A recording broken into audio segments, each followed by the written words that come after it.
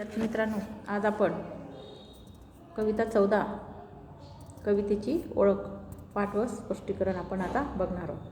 कवितेची ओळख. लेखिका आहे शारदा दराडे. 1979 विविध वृत्तपत्रे व मासिकांतून लेखन. गाडग्यातील अमृतवाणी या काव्यसंग्रहात काही कवितांचे लेखन. सदर पाठ्यपुस्तकासाठी महाराष्ट्रातील शिक्षकाकडून मागवण्यात आलेल्या एकांकिकातून प्रस्तुत एकांकिकेची निवड करण्यात आली आहे. एकांकिका म्हणजे पाठात कवितेची ओळख जी आहे ती एकांकिका आहे. लेखिका जिल्हा परिषद प्राथमिक शाळा पिंपळगाव चिलमखा केंद्र मेहुणा राजा तालुका देऊळगाव राजा जिल्हा बुलढाणा. म्हणजे लेखिका आपल्या जिल्ह्यातलीच आहे. येथे प्राथमिक शिक्षिका म्हणून कार्यरत आहेत सध्या. सुधीरला शाळेत काव्य प्रतिभा या विषयावर आधारित एक प्रकल्प शिक्षिका देतात.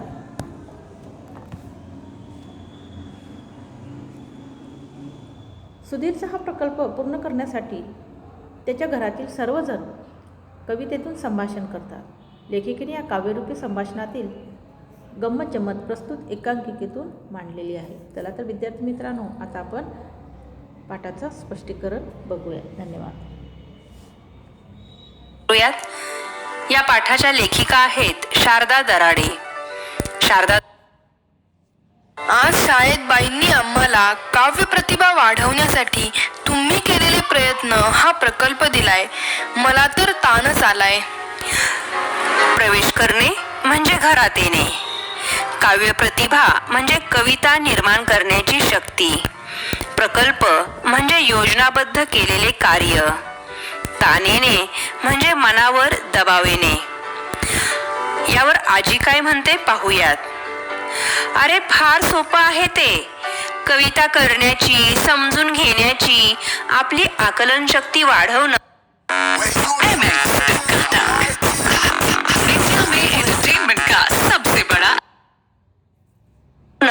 म्हणजे काव्य प्रतिभा वाढवणं. त्यासाठी तू प्रयत्न करायचे आहेस हेच सांगितलंय बाईंनी. पण मी हे कसं करू? अरे काळजी करू नकोस. यासाठी आपण सगळे मिळून प्रयत्न करू. म्हणजे तुझी काव्य प्रतिभाही वाढेल आणि कविता करणं, कवितेचं आकलन होणं म्हणजे काय हेही तुला समजेल. आकलन होणे म्हणजे समजण्याची ताकद वाढणे. तुम्ही हो काय प्रयत्न करणार? आपण आजपासून कवितेत संभाषण करायचं. ते तो कागदावर उतरून घेईल. म्हणजे त्याला कविताही समजेल आणि त्याचा प्रकल्पही पूर्ण होईल. सुधीर, हातपाय धुवून दूध घे. आजी, मी कागद आणि वही घेतो. आताच आपण सुरुवात करू. असं म्हणाल्यानंतर आजी दिवा लावते आणि मोठ्याने शुभंकरोती म्हणते. घरामध्ये लावते सांजवात, भाजी करते आता कांद्याची पात. आता म्हाताऱ्याचा वाढतो वात, नको भाजी करू तू कांद्याची पात. वात हा एक रोग आहे. सांध्यामध्ये कापरे भरते तो संधिवात. कधीतरी कशाला म्हणतील का हो, मी सांगितलेल्या भाजीला नेहमीच देतात खो देणे म्हणजे नकार देणे. ए माझी सुपर आजी, तुला आवडेल ती कर भाजी. तू बनव भाजी छान छान चवळी. ए सुधीर, आण रे इकडे दातांची कवळी. बरं बाई, तुमची इच्छा हाच ध्यास. भाजी बनवते चवळीची खास. ध्यास म्हणजे ओढ.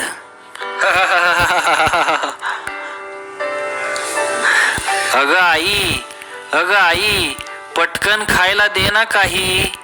मला ऑफिसला जाण्याची घाई, नाही तर बॉस करू देणार नाही सही. कसली घाई कसली सही, आजीनं दिलं चपाती दही. काय बाई कवितेची कमाल. बोलतात नि हसतात, तोंडावर धरून रुमाल. आता सोड रे घराचा पाश, ऑफिसात जा आता सावकाश. पाश सोडणे म्हणजे बंधनातून मुक्त होणे. मला द्या काठीनी चप्पल, कोटाचं जोडून द्या तुटलेलं बक्कल. तुम्हाला तर समजत. विद्यार्थी मित्रांनो, तुमचा अनुभव सांगायचा आहे. प्रकल्प म्हणजे काय? यापूर्वी शाळेत दिलेल्या प्रकल्पापैकी तुम्हाला कोणता प्रकल्प सर्वात जास्त करायला आवडला आणि का ते लिहायचं आहे. प्रकल्प पूर्ण करताना तुम्ही अनुभवलेला अविस्मरणीय अनुभव थोडक्यात सांगायचा आहे, म्हणजे हे वहीत लिहायचं आहे. तर विद्यार्थी मित्रांनो, ह्या पाठातील जो स्वाध्याय आहे तो वहीत लिहायचा आहे. धन्यवाद.